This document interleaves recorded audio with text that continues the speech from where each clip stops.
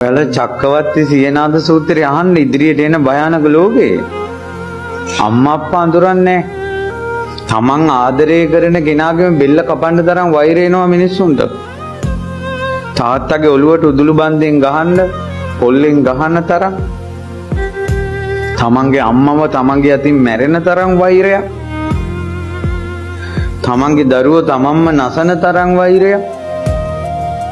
අපේ හිතේ තුල ජනිත වෙනවා අනාගතේ. ඒක තමයි අඩු ආයුෂ වුණාට පස්සේ සිද්ධ වෙන දේවල්. ඒ කාලේ මේ අම්මා, මේ නංගි, මේ අක්කා, මේ අයියා ලැජ්ජ බය නැති වෙලා යනවා. ගරු කිරීම නැති වෙලා යනවා.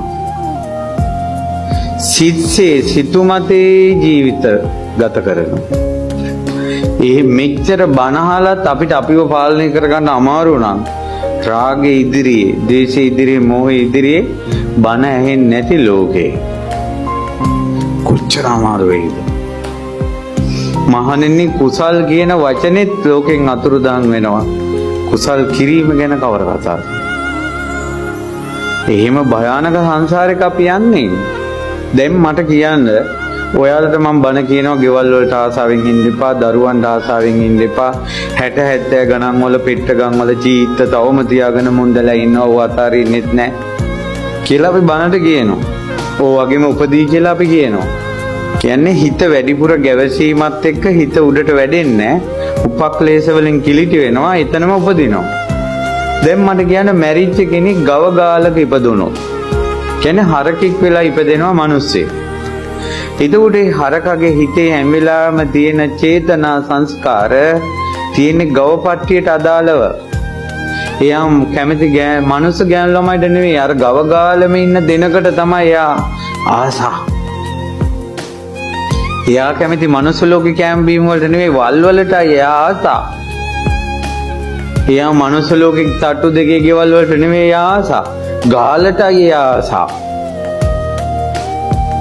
ඔයාලා නම් බනහලා හරි මේ ආසාව කියන එක ප්‍රහාණය කරන්න ඕන කියලා අමාරුවෙන් හරි හිතන්න පුළුවන්.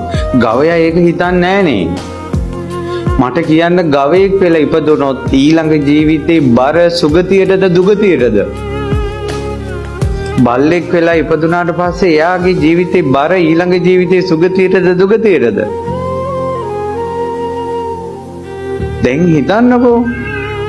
මිනිස්සු වෙලත් මෙච්චර අමාරු නම් පෙරේතෙක් වුණාට පස්සේ එයාගේ ජීවිතේ ඊළඟ ජීවිතේට බර සුගතියද දුගතියටද? මෙච්චර භයානක දෙයක් තියෙනවා පින්වතුනේ. ඒකයි කියන්නේ අනුන් ගැන හොයන්න එපා කියලා. අනුන්ගේ ඇද හොයන්න එපා. නපරේසං විලෝමානි නපරේසං කතා කතං අත්තනාව අවෙක්කේය කතානි අකතානච. තමන් ගැන හිතන්නකෝ. ඔයාට පුළුවන් ද පන්සිල් පද පහ රැක ගන්න කියලා.